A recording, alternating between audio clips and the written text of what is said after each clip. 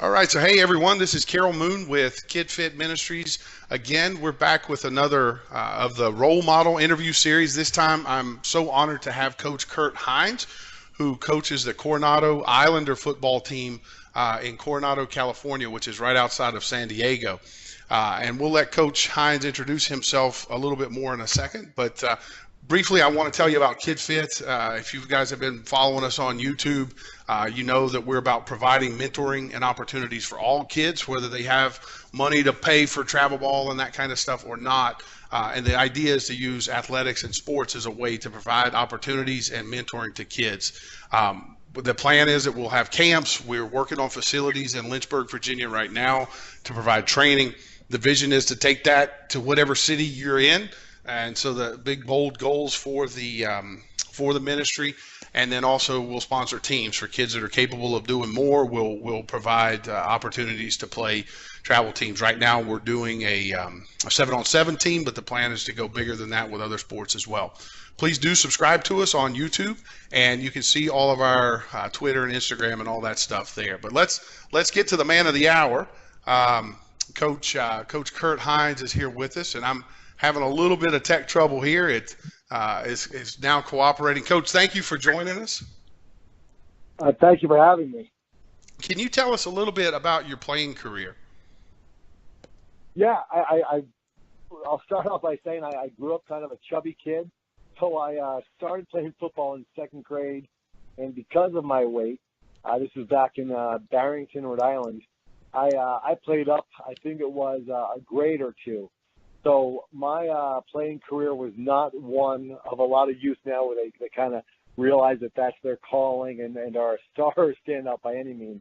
I was an average football player growing up, found a passion as a lot of young kids do when I was going into 6th, 7th, 8th grade and started to take football more seriously. Played throughout high school and was fortunate enough to play in college football for Plymouth State in Plymouth, New Hampshire. And that's really it as far as my playing career. It didn't go beyond college. And I jokingly say, I'm using air quotes, but I was a really good high school football player and a very average college football player.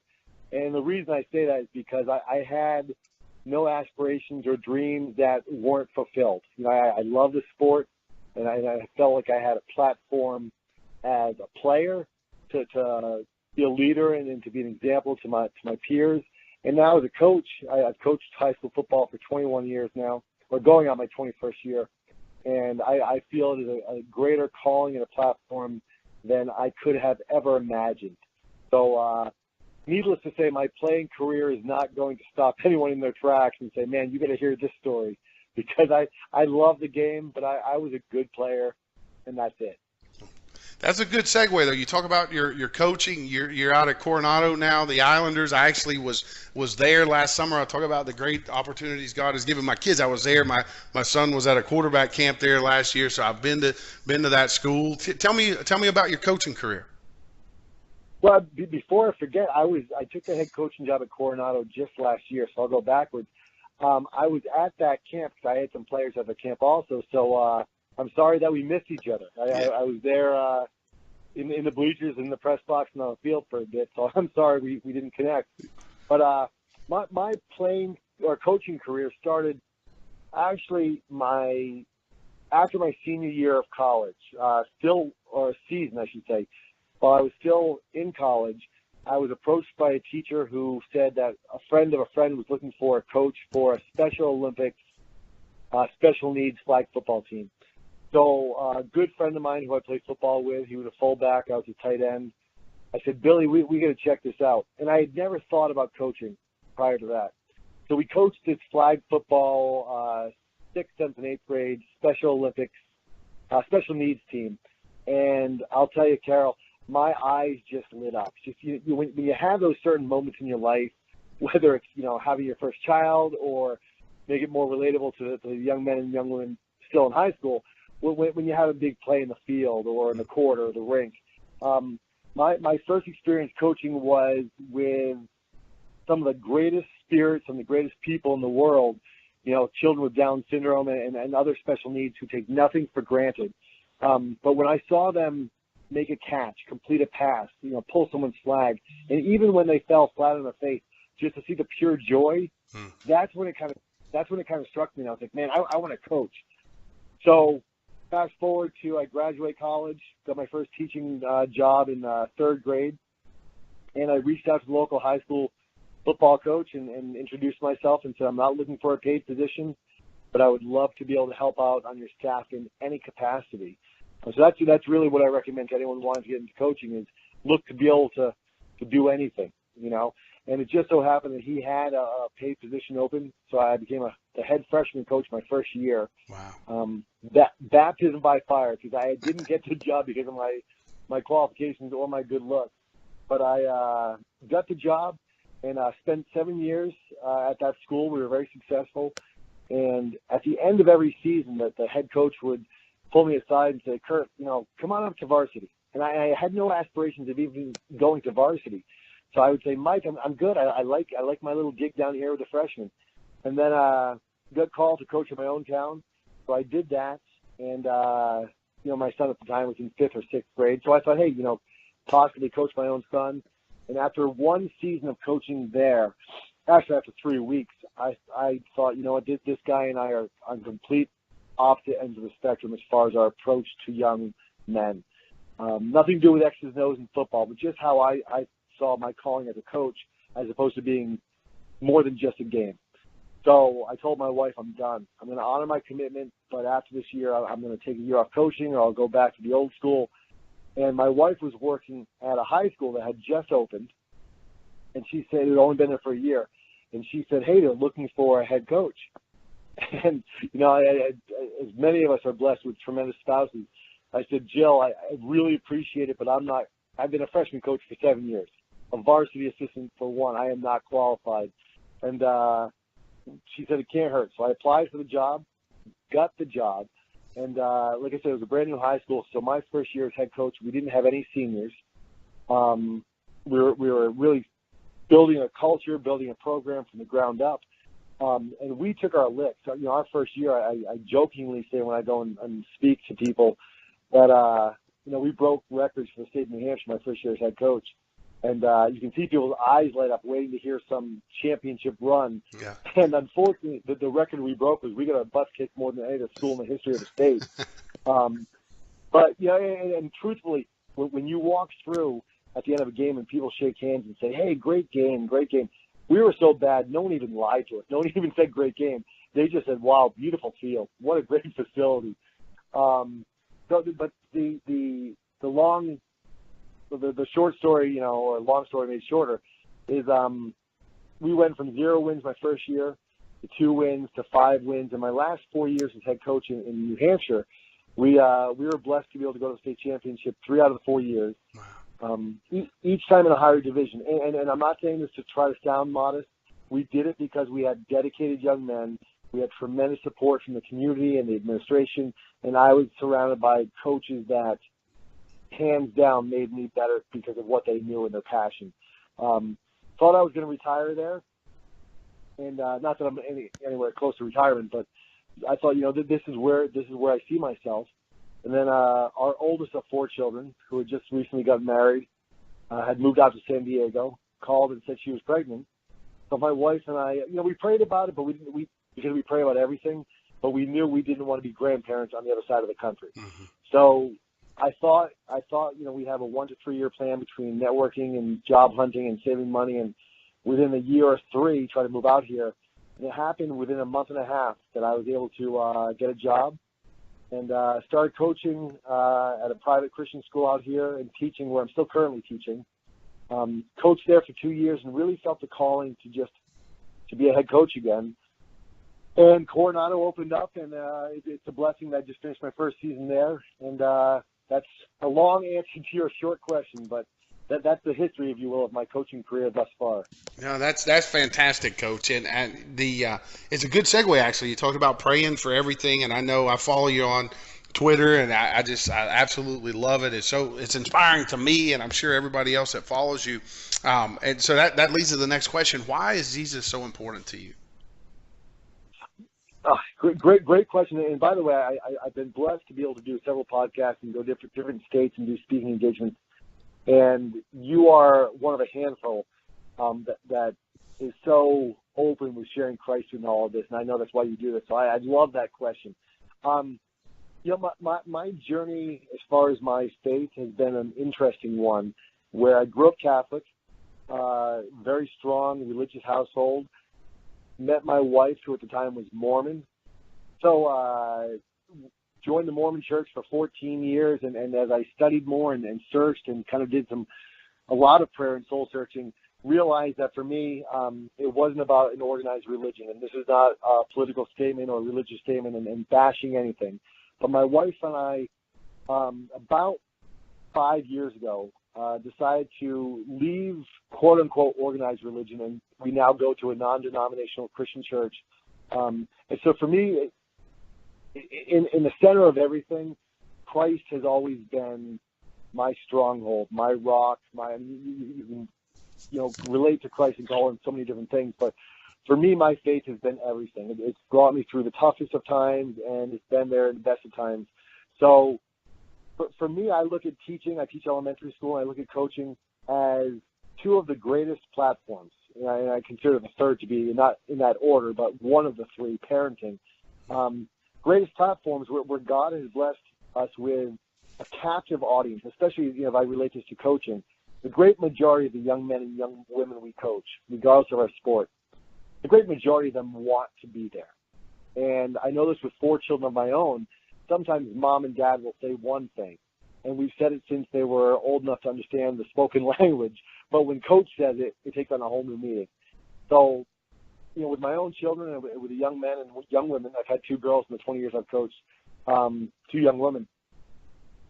Sometimes what we say to them means more than we could ever imagine. So for me, having the opportunity to share my faith, even now in a public school, I try really hard not to be preachy and try to shove any of my beliefs, upon people. But as you mentioned, with social media and Facebook and Instagram and Twitter, we can share things now that our athletes, our student athletes, can or don't have to look at. And it's amazing to me how many of them will see things that I tweet or post or videos or whatnot, and will not only like them or retweet them, but will comment on them. And I think that's fantastic, because I think so many people are searching for something with value and meaning and staying power, and sometimes they don't know what they're missing until we're able to share it, and not only through our words, but through our actions. I think so much of coaching, it's, the old adage, people forget what you say, but they remember how they feel around you. And that's, for me, the greatest coaches. I can list off a number of them offhand. And if you ask me certain things they coached and taught me, it wasn't about the sport. It was the way they conducted themselves. It was about just life in general. So for me, my faith in that is paramount in all that I do. That's cool. And I know, football, talking about your coaching career and all that, I know it's really important to you. Tell me a little bit about why you love football so much, why it's so important. Yeah, I was just talking to a young man who is coming back to our program after last year. He chose to walk away, and he's going to be a senior this year. And, of course, I won't say his name, but he had gotten in some trouble and then actually had to go to juvie for a bit. He's a great young man, and I pulled him aside. I almost said his name. I won't. And I shared with him, I just kind of shared my testimony and said, listen, here's some of my background. I grew up in a religious household, as I mentioned. My parents, thank God, are still alive and were and are great people, God-loving, God-fearing people. But I used to get in trouble all the time. I used to fight and get arrested like you wouldn't believe. And I was sharing that with him, and I said, listen, I said, I'm a happy guy. I'm an optimist to the core. I love my life, my wife, my children, my grandchildren.